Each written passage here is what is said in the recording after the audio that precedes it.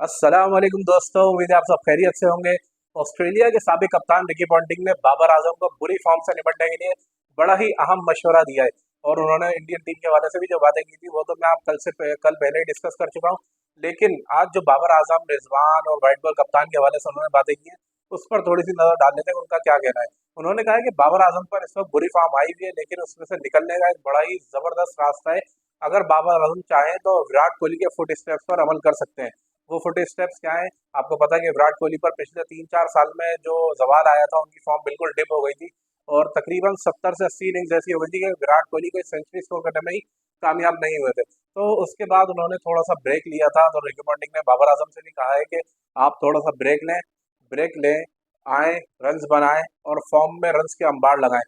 तो भाई बाबर आजम को हम भी काफी अरसे से बोल रहे हैं, हालांकि उनको अभी इंग्लैंड के खिलाफ 2 टेस्ट मैचों में ब्रेक मिला है, लेकिन अभी भी वो उस तरह रिकवर नहीं कर सके जिस तरह वो माजी में उनकी फॉर्म होती थी और आते ही वो इतनी फ्लुएंसी के साथ रन बनाते थे। अभी भी बाबर आजम में वो नजर नहीं आया, हालांकि उन्होंने पहले वनडे में 44 गेंदों पर 37 रन जो किए, उसके अंदर बड़े ही क्लासिकल शॉट्स देखने को मिले।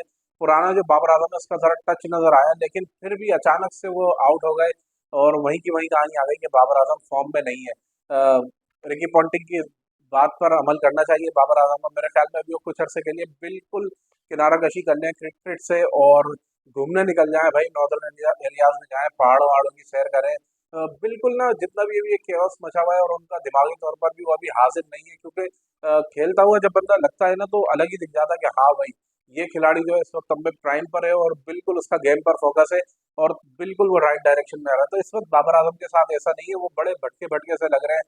ग्राउंड में भी जब वो आते हैं तो पता नहीं चलता कि वो कब अचानक से विकेट गवा दे। तो बाबर आजम ने बोला कि विराट कोहली के फुट स्टेप्स पर अमल करें और कुछ अरसे के लिए बिल्कुल क्रिकेट से दूरी इख्तियार कर ले।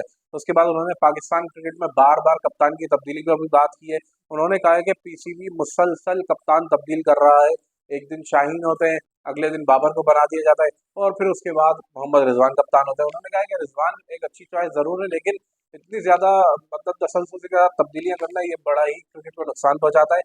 और इसी वजह से पाकिस्तान की जो व्हाइट बॉल टीम है मुस्तहकम नहीं हो पा रही है, क्योंकि आप देख रहे हैं 2023 का वर्ल्ड कप देख रहे हैं, उसके बाद 24 का वर्ल्ड कप देखा T20 का, इसके अलावा एशिया कप में भी जो हमने खेला है। बाबर आजम ज्यादातर इवेंट्स में पाकिस्तान के कप्तान रहे और शाहीन को तो सिर्फ एक ही सीरीज के लिए कप्तानी मिली थी और अब रिजवान को लाया गया है। तो कप्तानों की बार बार तब्दीली जो है ना वो बड़ा ही उन्होंने कहा है कि ये इस्तेकाम नहीं मिल रहा, ये हम देखना नहीं चाहते क्रिकेट में। और पीसीबी जितनी फ्लुएंसी के साथ तब्दीलियां कर रहा है, कोचेज वगैरह बार बार चेंज हो रहे हैं, बार बार सेटअप चेंज होता है। खैर हमारे तो चेयरमैन भी चेंज हो जाते हैं, हुकूमतें भी चेंज हो जाती हैं, पता नहीं चलता। तो अभी वही के वही मामला चल रहे हैं। उन्होंने कहा है कि एक इस्तेकाम आ जाएगा, स्टेबिलिटी जब अपर लेवल पर आएगी तो फिर नीचे लेवल पर भी ऑटोमेटिक आएगी। और अगर कप्तान को आपने किसी को चांस दिया है तो उसको एक प्रॉपर रन देना चाहिए। जैसे शाहिन शाह अफरीदी को हमने एक सीरीज की बुनियाद पर खाली न्यूजीलैंड में गए, वहां पर 5 T20 मैचों में कप्तानी की, 4 हारे 1 जीता और उसके बाद उन्हें जो ये नए चेयरमैन साहब आए थे उन्होंने आके फारिग किया और दोबारा बाबर आजम की कोर्ट में कप्तानी की बॉल डाल दी। तो भाई अब रिजवान के साथ ऐसा नहीं होना चाहिए, उनको एक प्रॉपर रन दें, चैंपियंस ट्रॉफी का इवेंट भी दें और हो सके तो अगला T20 वर्ल्ड कप भी दें, क्योंकि रिजवान का खुद के प्लान भी जो है वो काफी आगे तक के, और उन्होंने ओलंपिक्स 2028 जो लॉस एंजलिस में होने वहां तक की बात की है। तो अगर कप्तान को स्टेबिलिटी नजर आएगी, उसको अपना एक प्रॉपर वाज़ेह राह नजर आएगी कि भाई मुझे किस डायरेक्शन में जाना है और कितना मुझे वक्त मिला हुआ है, तो इससे टीम के लिए बड़ा फायदेमंद होता है। खिलाड़ियों को भी पता चलेगा कि हाँ भाई, अब ये हमारा कप्तान है, हमें इसी को फॉलो करना है और इसी की पैरवी करते हुए हमें अगले इवेंट्स में जाना है। तो माजी में तो हमें पता है कि अभी पिछले कुछ अर्से में जितना ज्यादा बार बार चेंजेस हुई तो खिलाड़ी सब कप्तानी के पीछे भागना शुरू हो गए। अब सलमान अली आगा को व्हाइट बॉल में नायब कप्तानी दी है और टेस्ट में जो है नायब कप्तानी सऊद शकील को दी है। शान मसूद को वहां पर रेड बॉल क्रिकेट का कप्तान बनाया गया है। तो अब बिल्कुल जो टेस्ट क्रिकेट की नायब कप्तानी और नायब कप्तानी अगर कप्तान अवेलेबल ना हो तो अंडरस्टूड सी बात है कि नायब कप्तान को ही वहां पर कप्तानी करनी चाहिए। और अब चाहे हुकूमत चली जाए, नया बोर्ड आ जाए, चेयरमैन आ जाए, कोई भी आ जाए, इन कप्तानों को एक प्रॉपर टाइम मिलना चाहिए और बिल्कुल इनको ना मतलब क्लियर कर दिया गया है कि भाई आप ही कप्तान है और आपको इस टीम को लेकर चलना है। अगली वीडियो में मुलाकात होगी।